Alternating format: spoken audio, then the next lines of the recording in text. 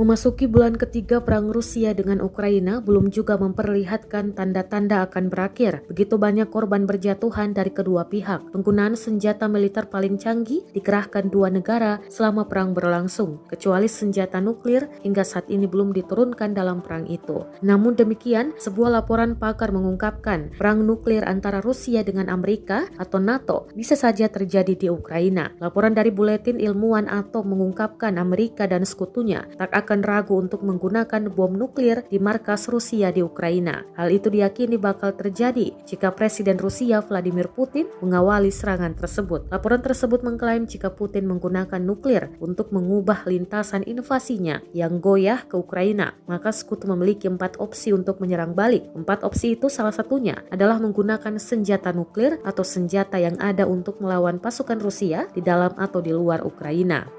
Selain itu, opsi lainnya yakni melakukan serangan militer konvensional terhadap pasukan Rusia dengan terus memasok senjata ke Ukraina atau menekan Ukraina untuk mengakhiri konflik. Dari keempat opsi tersebut, tak diragukan lagi keputusan NATO menggunakan senjata nuklir akan menjadi yang paling mengerikan. Laporan tersebut mengungkapkan jika Putin menggunakan senjata nuklir di Ukraina, maka itu akan berupa sebuah bom taktis yang menargetkan unit-unit militer untuk mengubah situasi operasional di lapangan. Jika hal itu terjadi, laporan tersebut menegaskan NATO akan merespon dengan cara yang sama.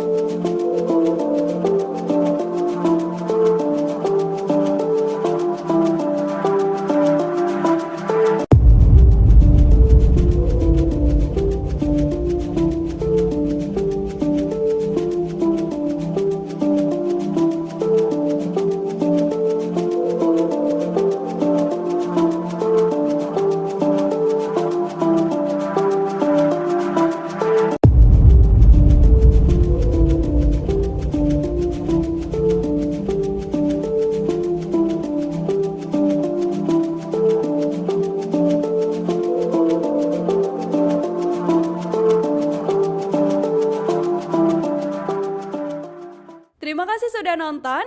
Jangan lupa like, subscribe, dan share ya.